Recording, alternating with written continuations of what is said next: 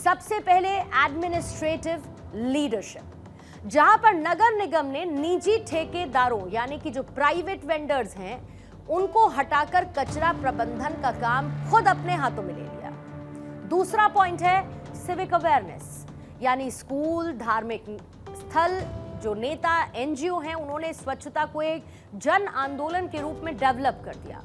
तीसरा पॉइंट है economic model, यानी शहर से निकलने वाले कचरे से बायो सीएनजी और कार्बन क्रेडिट के जरिए इनकम पैदा की गई, जिससे ये पूरा साफ सफाई का मॉडल एक आत्मनिर्भर मॉडल बना और इसके लिए अलग से किसी तरीके के बजट की कोई जरूरत नहीं पड़ी है।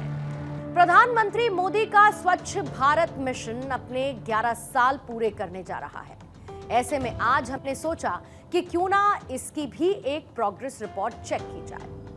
केंद्र सरकार के आंकड़े देखने में पहले हमें एक बार ब्रिटेन के सबसे बड़े साइंस जर्नल नेचर में छपी एक रिपोर्ट की बात करेंगे। ये दुनिया की एक बहुत ही प्रतिष्ठित जर्नल है और इसकी ये रिपोर्ट ना तो कांग्रेस का पक्ष लेती है ना ही बीजेपी का। ये रिपोर्ट सिर्फ और सिर्फ आंकड़ों पर बात करती है, हकीकत पर बात करती है। इस जर्नल ने अपनी स्टडी में ये साफ मेंशन किया कि मोदी सरकार का स्वच्छता अभियान हर साल पूरे देश में 60 से 70 हजार नवजात शिशुओं और बच्चों की जान बचा रहा है। ये स्टडी भारत के 35 राज्यों और केंद्र शासित प्रदेशों के 640 जिलों में की गई, जिसमें साल 2003 से लेकर साल 2020 तक के आंकड़ों पर स्टडी की गई। स्वच्छ भारत मिशन के लागू होने से पहले ग्रामीण अंचल में जब महिलाएं शौच के लिए जाती थीं, तब नवजात शिशुओं की मृत्यु दर बहुत ज्यादा थी।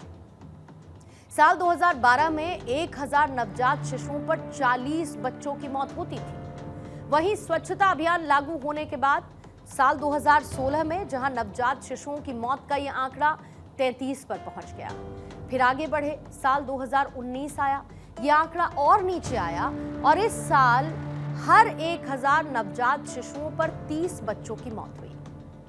इसके अलावा स्वच्छ भारत मिशन से देश में 5 साल से नीचे की उम्र के बच्चों की मृत्यु दर का ग्राफ भी बहुत नीचे आया और इसका सीधा फायदा भारत के गरीब परिवारों को हुआ है। साल 2014 में पहले जब महिलाएं खुले में शौच के लिए जाया करती थी, तब उन्हें इन्फेक्शन हो जाया करता था और इसका असर उनके होने वाले बच्चे पर पड़ता था।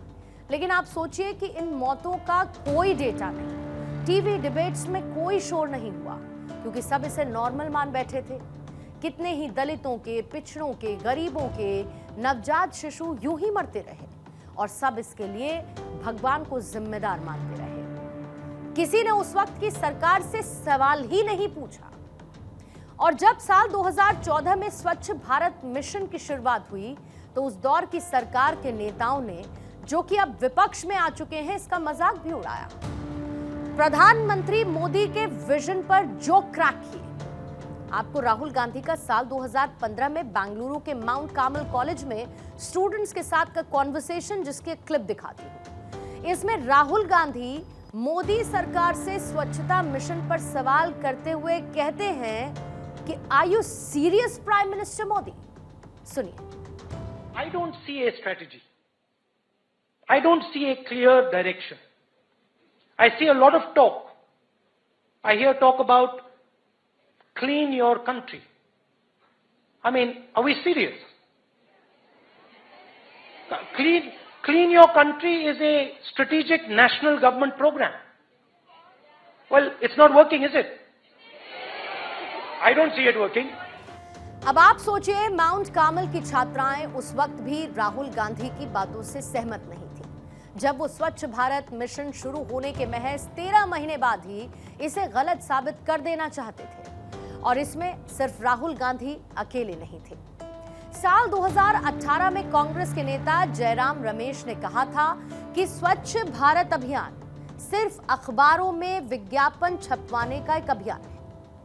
साल 2014 में अखिलेश यादव ने कहा था कि यह सिर्फ झाड़ू के साथ फोटो खिंचवाकर सोशल मीडिया पर डालने के लिए लाया गया अभियान है। साल 2015 में जब अरविंद केजरीवाल ने कहा कि सिर्फ फोटो खिंचवाने से सड़कें साफ नहीं होती और प्रधानमंत्री मोदी का यह अभियान सिर्फ एक धोखा है, एक फ्लूक है, ये विपक्षी नेताओं के उस वक्त के बोल हुआ करते थे। हमारे देश में अक्सर ये कहा जाता है कि एक वक्त पर लिए गए फैसले का, एक योजना का सफल या फिर उसका असफल होना भविष्य के गर्भ में है। तो ऐसे में आज प्रधानमंत्री मोदी का करीब 11 साल पहले लिया गया स्वच्छ भारत का फैसला आज इतिहास बन चुका है और हम उस फैसले के भविष्य में खड़े हैं, जहां पर हमें आज ये दिखता है कि प्रधानमंत्री नरेंद्र मोदी के स्वच्छ भारत मिशन से ग्रामीण भारत में 11 करोड़ से ज्यादा शौचालयों का निर्माण कराया गया। आज देश में 6 लाख से ज्यादा गांव ऐसे बन चुके हैं जो खुले में शौच से पूरी तरीके से मुक्त हो चुके हैं। इन गांव की महिलाओं को अब खुले में शौच करने के लिए मजबूर नहीं होना पड़ता।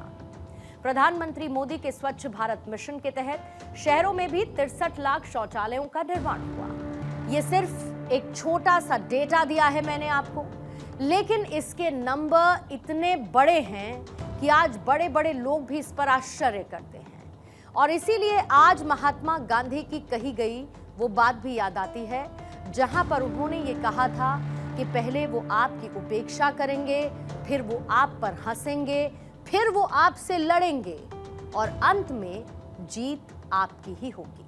अब इंदौर का स्वच्छता के मामले में चैंपियन बनना, हजारों इन्फेंट्स की जान बचना, महिलाओं को बीमारियों से बचाना, प्रधानमंत्री मोदी जिस स्वच्छ भारत की बात करते हैं उसके कई जॉनर हैं, उनके कई विंग्स हैं और इसमें कई एलिमेंट्स भी शामिल हैं और इसका एक एलिमेंट आर्थिक तरक्की का भी इंग्रेडिएंट है। जब हमारा देश साफ होगा तो यहाँ विकास की रफ्तार बढ़ेगी।